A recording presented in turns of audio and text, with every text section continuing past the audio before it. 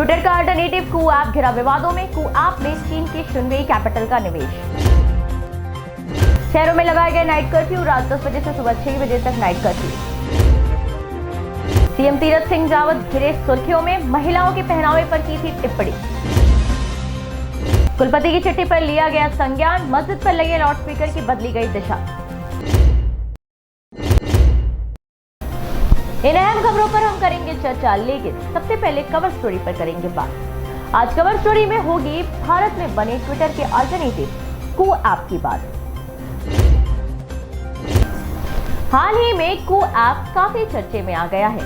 आइए देखते हैं कि क्या है कू ऐप और क्या है पूरा मामला। कू ऐप हाल ही में काफी चर्चा में आया। आत्मनिर्भर भारत की ओर कदम बढ़ाते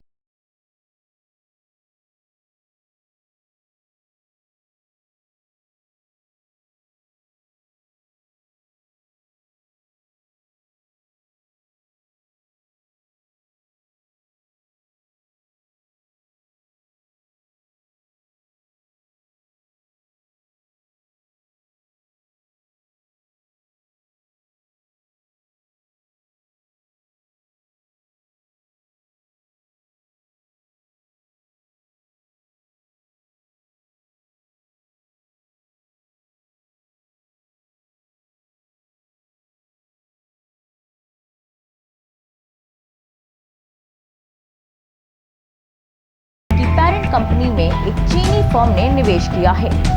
इस सवाल के लिखित जवाब में बुधवार को इलेक्ट्रॉनिक्स और सूचना प्रौद्योगिकी राज्य मंत्री संजय धोत्रे ने कहा है कि 17 अप्रैल 2020 के पहले आईटी कंपनियों में ऑटोमेटिक रूट से 100% निवेश की इजाजत थी। ये निवेश उसके पहले हुआ था, इसीलिए ये निवेश नियम के मुताबिक है।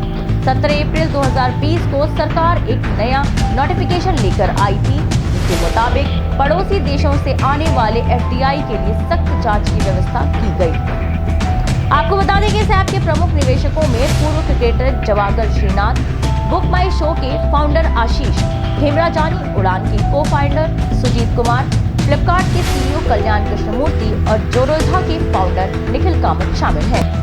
वहीं संजय धोत्रे ने कहा है कि टीपीआईआईटी के प्रेस नोट 3 में एफडीआई नीति खंड में कहा गया है कि कोई गैर निवासी कंपनी एफडीआई पॉलिसी के मुताबिक भारत में निवेश कर सकती है, सिर्फ उन सेक्टर्स और गतिविधियों को छोड़कर जहां इस पर रोक है। लेकिन भारत की सीमा से सटे देशों की कंपनियों का अगर निवेश है या इस निवेश से ऐसे किसी देश के नागरिक को फायदा हो रहा है तो निवेश को सरकारी जांच के बाद इजाजत दी जाएगी। उन्होंने कहा कि कू ऐप में जो चीनी निवेश हुआ है वह डीपीआईआईटी के इस नए प्रेस नोट से पहले का है। कवर स्टोरी के बाद वक्त हो चला एक छोटे से ब्रेक का। मिलते हैं ब्रेक के बाद।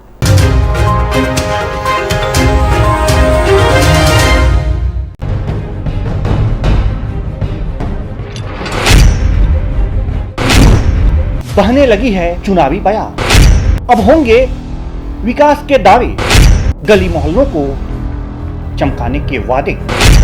हर दावों और वादों की आईबीएन भारत करेगा पड़ताल, क्योंकि आप बनाने जा रहे हैं गांव की सरकार।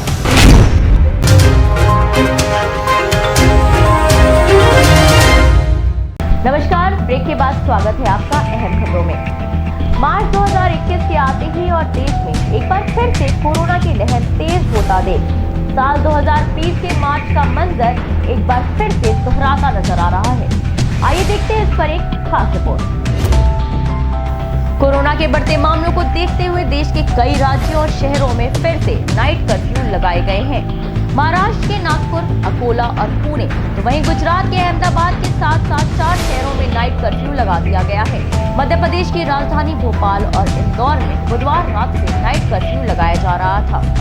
नाइट कर्फ्यू के प्लान को लेकर प्रशासन भी बेहद मुस्तैद थी। इसी के मद्देनजर भारी संख्या में पुलिस बल के साथ कई शहरों में नाइट कर्फ्यू का पालन कराया जा रहा है। इंदौर ही नहीं बल्कि भोपाल में भी सख्ती से नाइट कर्फ्यू का पालन कराया गया।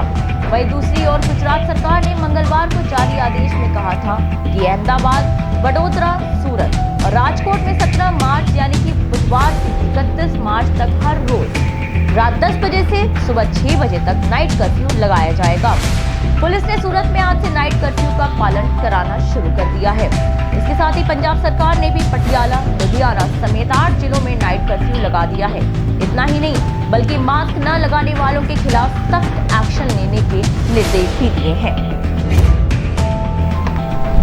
उत्तराखंड के मुख्यमंत्री तीरथ सिंह रावत ने महिलाओं के पहनावे को लेकर एक बयान दिया था, जिसने इस वक्त काफी तूल पकड़ लिया है।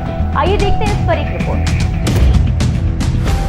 उत्तराखंड के नए मुख्यमंत्री तीरथ सिंह रावत ने महिलाओं के पहनावे को लेकर एक बयान दिया था, जिसमें वो महिलाओं की फटी जीन्स पहनने को लेकर टिप्पणी कर रहे थे और कह रहे थे कि ये कैसे संस्कार है।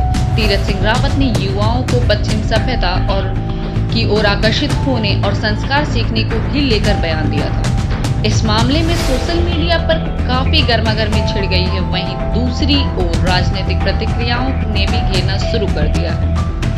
शिवसेना सांसद प्रियंका चतुर्वेदी, टीएमसी सांसद महुआ मोइत्रा समेत कई अन्य महिला सांसदों ने तीरथ सिंह रावत पर निशाना साधा है। इसी कड़ी में तृणमूल कांग्रेस की सांसद महुआ मोइत्रा ने तीरथ रावत पर निशाना साधते हुए बोला कि उत्तराखंड सीएम कहते हैं, जब नीचे देखा तो गंभीर थे और ऊपर देखा तो एनजीओ चलाते हो और घुटने फटे दिखते हैं। सीएम साहब, जब आपको देखा तो ऊपर नीचे आगे पीछे हमें सिर्फ बेशरम बेहुदा आदमी दिखता है। टीएमसी सांसद महुआ मोइत्रा ने आगे लिखा कि राज चलाते हो और दिमाग फटे दिखाते हैं। आपको बता दें, सिर्फ महुआ मोइत्रा ही नहीं बल्कि कई राजनीतिक दलों के नेताओं की ओर से तीरथ सिंह रावत के बयान की निंदा की गई है। वहीं कांग्रेस पार्टी भी लगातार सोशल मीडिया पर तीरथ सिंह रावत के बयान की आलोचना कर रही है। शिवसेना सांसद प्रियंका चतुर्वेदी ने भी लिखा कि देश की संस्कृति और संस्कार पर उन्हें आदमियों से फर्क पड़ता है जो महिलाओं और उनके कपड़ों को जज करते हैं। सोच बदलो मुख्यमंत्री जी, तभी देश बदलेगा। आपको बता दें कि तीरथ सिंह रावत के बयान के विरोध में सोशल मीडिया पर एक नया हैशटैग चल रहा है, #RippedJeansTwitter। उत्तर प्रदेश के इलाहाबाद सेंट्रल यूनिवर्सिटी की कुलपति संगीता श्रीवास्तव ने मस्जिद में हो रहे अजान को लेकर काफी सवाल उठाए थे और इस पर एक्शन लेने के लिए डीएम को चिट्ठी भी लिखी थी। आइए देखते हैं एक खास रिपोर्ट।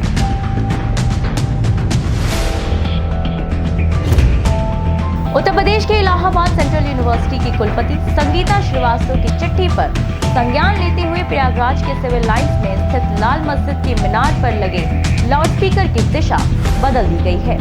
इतना ही नहीं बल्कि अजान की आवाज को भी पहले की तुलना में काफी हद तक कम कर दिया गया है। दरअसल अजान की आवाज के खिलाफ इलाहाबाद केंद्रीय विश्वविद्यालय की कुलपति प्रोफेसर संगीता श्रीवास्तव की चिट्ठी सामने आने के बाद ये कार्रवाई की गई है।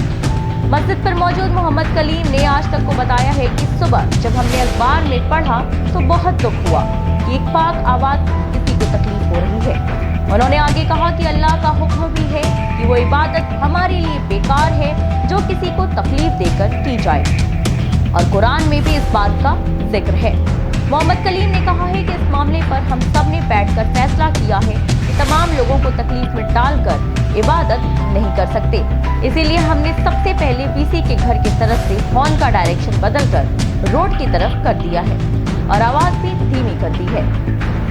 मोहम्मद कलीम ने आज तक से बातचीत में ये भी कहा है कि 5 वक्त की अजान होती है, शुरू से ही लाउडस्पीकर लगा हुआ है और 2 हॉर्न का परमिशन भी है। कुछ दिन पहले पुलिस आई थी जिनका कहना था कि यहाँ लाउडस्पीकर तेज बजता है जिससे लोगों को दिक्कत हो रही है, जिसके बाद हमने उसी वक्त लाउडस्पीकर का वॉल्यूम कम कर दिया था।